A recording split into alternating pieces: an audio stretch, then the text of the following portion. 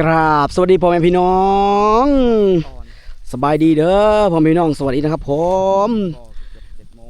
ทงหน้าพี่น้องทงหน้าพี่น้องทงหน้าหนาแรงพี่น้องเอ้ยอันนี้คือประเทศไทยนี่คือพื้นแผ่นดินไทยพี่น้องไผบอกว่าอีสานแห้งแล้งพี่น้องไผบอกว่าอีสานแห้งแล้งจะเบิ่งรุดพี่น้องเอ้ยนี่ออนซอนเด้ทงหน้าเพิ่นเขียวขจีโอ้โหยี่ยวนหัวใจขนาดพี่น้องหอมใบเข่าโอ้โหพวยพุ่งหอมขึ้นจมูกพี่น้องโอ้โหอันนี้ยามแรงบ่นี่ยามแรงหรือยามฝนพี่น้องอันนี้ยังเป็นแนวนี้ป้าโตประเทศไทยตรงนี้เป็นรู้สึกว่าจะเป็นบ่อุบลกับยะโสธรแหละพี่น้องจำบ่ได้พี่น้องแต่เบิ่งในตุ้ยถึงหน้าเพิ่นป้าโตอย่าคือเฮาเบิ่งละครย้อนยุคพี่คราวทองกวาวพี่น้องเบิ่งตรงไหนเบิ่งหน้าเพิ่นน่ะเห็นบ่เพราะว่าทงหน้าตรงนี้จะอยู่ใกล้หมู่บ้านห่างไกลจากหมู่บ้านเนาะทุกคนจะบ่สังเกตเห็นเสาไฟฟ้าหรือว่าอีหยังที่เป็นสัญลักษณ์ของเมืองเนาะนะพี่น้องนี่คือกลางทุ่งนาของจริงพี่น้องไปออนซ่อนประเทศไทยพี่น้องออนซ่อนประเทศไทยเบิ่งแน่นี่โอ้โหพี่น้องพุ่นนะทงหญ้าโอ้ยทงหญ้าทงเขาเขียวขจีพี่น้องโอ้ยตัวบ่แม่นว่าเขานี่เพิ่นสิขึ้นโดยปราศจากน้ำนะพี่น้องคือย่อมมีน้ำเนาะเป็นหยังเพิ่นจะปลูกเขาได้พี่น้องเป็นหยังเพิ่นจะปลูกเขาได้เบิ่งระบบชลประทานบอกแล้วบอกว่าประเทศไทยตอนนี้ระบบชลประทานควบคุมทั่วประเทศเนาะน้ำเนี่ยไม่ต้องรอไม่ต้องรอพึ่งฝนฟ้าอากาศพี่น้องเนาะเพิ่นสามารถกักเก็บไว้ได้แล้วก็ปล่อยได้โอ้ยนี่คือสุดยอด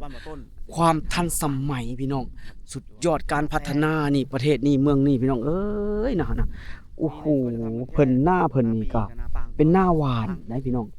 บ่ได้ปักดำคือกับบ้านเฮาเด้แต่ว่าต้นเขาก็ขึ้นเป็นต้นไผ่ต้นมันพี่น้องสังเกตดิล่ะนี่พี่น้องเห็นบ่ต้นเขาก็เขาขึ้นก็ไผ่ก็มันได้บ่ได้ขึ้นแบบว่าที่กันได้โอ้บ่เจ็บก็เห็นเพิ่นมันจะมีหยอดพี่น้องเพิ่นเอิ้นว่าการหยอดพี่น้องนะเห็นบ่เป็นการหยอดพี่น้องโอ้ยประเทศไทยโอ้ยสุดยอดเบิ่งว่าจะพาทุกคนไปเบิ่ง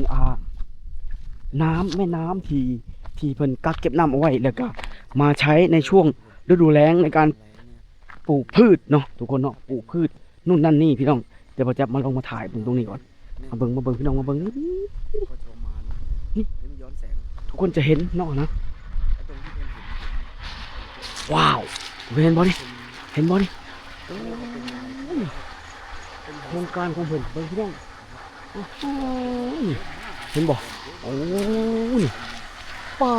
ดที่โถไอ้โถทางพี่น้องเบิ่งตรงนี้เป็นแม่น้ำหรือเป็นเขื่อนที่มันกั้นไว้บ่แน่ใจพี่น้องเนาะแต่ว่าตอนนี้เวลานี้ช่วงมีนาคมพี่น้องปี69นี่คือมีนาคมเนาะประมาณที่12ตอนนี้12 13แหละประมาณนี้พี่น้องนี่โอ้โหนี่เบิ่งเอาพี่น้องโอ้สุดยอดบ่สุดยอดนี่เฮาจะแนมไปเห็นก๊อกน้ำพี่น้องเห็นก๊อกน้ำตรงนั้นเห็นก๊อกน้ำที่เพิ่นติดตั้งเอาไว้เนาะเวลาเพิ่นสิใช้โอ้ขนาดนี้ในประเทศเพิ่นโอ้พี่น้องว้าโธ่ผู้ทงหน้าเพิ่นสุดลูกหูลูกตาพี่น้องสุดลูกหูลูกตาเนาะเอาจะพาทุกคนมาเบิ่งก่อนพี่น้องอันนี้ถือว่าเป็นบ่อนที่ห่างไกลจากหมู่บ้านพอสมควรพี่น้องห่างไกลหลายแหละเนาะนี่พี่น้องแต่ตรงนี้เป็นภาคอีสานเด้อพี่น้องเด้ออีสานแห้งแล้งพูดไม่ได้แล้วเด้อพี่น้องแห้งนานวันไปอีสานยิ่งเจริญขึ้นพี่น้องโอ้อีสานก็คือประเทศไทยเนาะพี่น้องเนาะนั่นก็เจริญตรงไหนก็ประเทศไทยเจริญตรงนั้นแหละครับผมนะเพราะว่านี่คืออีสานนี่พักนี่กินได้พี่น้องนั่นเห็นยังอะไรผมจะเจ็บนี่แหละอ้าวพี่น้องเบิ่งหน้าเข่าเพิ่นแต่บ่แจ๊บบ่ฮู้นะว่าเป็นข้าวเหนียวหรือว่าเป็นข้าวเจ้าหรือว่าข้าวสวยนะบ่แจ๊บบ่ฮู้หรอกทุกคนเห็นบอกก๊อกน้ำอยู่ใกล้ๆบ่ฮู้ทุกคนสามารถแนมเห็นได้ว่ามันอยู่ใกล้เนาะทุกคนเนาะเป็นทงหน้าที่บ่แจ๊บเห็นเลยก็ตื่นเต้นอีกแล้วพี่น้องคือบ้านบ่แจ๊บนี่ทุกคนจะเห็นเนาะบ่แจ๊บตอนกลับไปแต่งงานเมื่อ2-3 อาทิตย์ก่อนเนาะ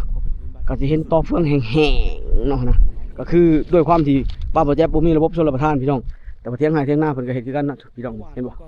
บ่มีระบบชลประทานเพราะฉะนั้นก็แน่นอนแหละ ก็ไป สิ้นสุดฤดูเก็บเกี่ยวก็เข้าสู่ความแห้งแล้งและก็ แต่ผมไม่ได้สัมภาษณ์ ฝนฟ้าก็สิบ่ตกทันทีเนาะจะหยุด จะมีลานมัน ลากยาวไปฮอดเมษา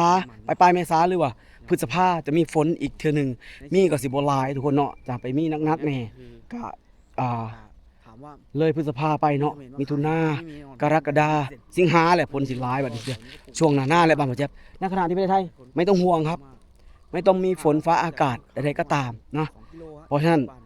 เพิ่นสามารถปลูกข้าวหรือปลูกพืชได้ก็ตามนะที่ต้องการน้ำเพราะเพิ่นมีน้ำมีแหล่งน้ำจากเกินยังการทำชลประทานบ่แม่นแหล่งน้ำจากธรรมชาติซื่อๆเด้เนาะคือช่วงฤดูฝนเพิ่นก็สามารถกักเก็บน้ำเอาไว้ได้ช่วงฤดูแล้งเอามาใช้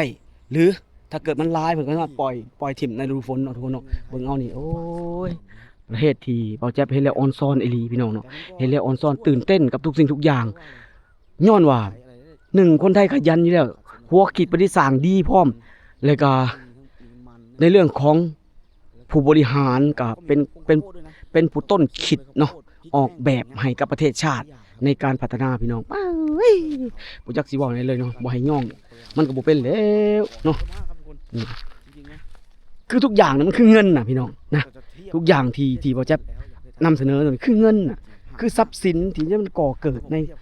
เศรษฐกิจของครอบครัวเลยก็กลายเป็นเศรษฐกิจของชาติพี่น้องมันบ่แม่นว่าสิเป็นเพียงของคนใดคนหนึ่งแล้วจบนะมันก็ขยายตัวต่อยอดนะคนหนึ่งปลูกข้าวคนหนึ่งปลูกมันคนหนึ่งปลูกนู่นนั่นนี่นะแล้วแต่ความถนัดคนที่อยู่ในเมืองก็เฮ็ดโรงจักรโรงงานเรือผลิตเสื้อผ้านู่นนั่นนี่โอ้นี่คือประเทศไทยพี่น้องก่อนที่จะเป็นประเทศที่พัฒนาได้แน่นอนเลยคนในประเทศต้องมีบุคลากรเนาะที่มีความชาญฉลาดว่าที่นี่ประชาชนก็การเรียนกับการศึกษาก็สูงเนาะทุกคนเนาะเห็นบ่โอ้โหความรู้ทางด้านการเกษตรก็ถือว่าก้าวหน้าทุกคนโอ้นี่แหละพี่น้องเนาะบ่าวจะก็เอาบรรยากาศทุ่งไร่ทุ่งนามาฝากนะทุ่งไร่ทุ่งนาที่ปราศจากต่อเฟืองแห้งๆและบาดนี้นะเป็นทุ่งไร่ทุ่งนาที่มีความเขียวขจียี่ยวนหัวใจพี่น้องปัดโทน้ำแต่เพิ่นบ่ได้ใส่หลายพี่น้องน้ำเพิ่นบ่ได้ใส่หลายสังเกตบ่น้ำเพิ่นบ่ได้ใส่หลายเด้เนี่ยเพิ่นเอาซ้ำที่เขาต้องการเนาะนะแต่พระเจ้าบ่ฮู้เนาะว่าเขาพันธุ์หยังแล้วก็เขาหยังเขาสวยหรือว่าเขาหยังพระเจ้าบ่ฮู้เนาะแต่เบิ่งต้นเขานี่จะเป็นต้นเขาที่มีความแข็งแรงพอสมควรพี่น้องเนาะนะตรงนี้เขาพันเตี้ยว่าจะนั่นซะพอมีถอกล่วงแล้วนี่พี่น้องถอดล่วงมาเรียบร้อยแล้วเห็นบ่มันก็ถ้าเกิดเฮาตัดคำว่ามีนาออกนะถ้าบ้านพระเจ็บก็นึกถึงช่วงก็หยังก่อนตุลากันยาช่วงกันยาหรือว่าต้นตุลาจะแบบนี้เลยบ้านพระเจ็บจะแบบนี้ลักษณะแบบนี้เนาะถ้าถ่ายคลิปแล้วบอกกี่ตัวว่าเป็นช่วงหน้าฝนก็ได้นะนี่พี่น้องบอกว่าตรงนี้เป็นประเทศไทยเนาะส่วนนี่ก็คือพระเจ็บอยากจะนำเสนอในเรื่องของการเกษตรประเทศไทยที่ไม่เคยง้อนะฝนฟ้าอากาศนะครับทุกคนนี่คือประเทศไทยประเทศที่มีความเจริญและมีความก้าวหน้าและมีวิทยาศาสตร์หลายสิ่งหลายอย่างก็จะประมาณนี้ทุกคนนะคลิปนี้ว่าจะกับฝากคนไว้วันนี้ลาทุกคนไปก่อนสบายดีพี่น้องสวัสดีครับผมบ๊ายบาย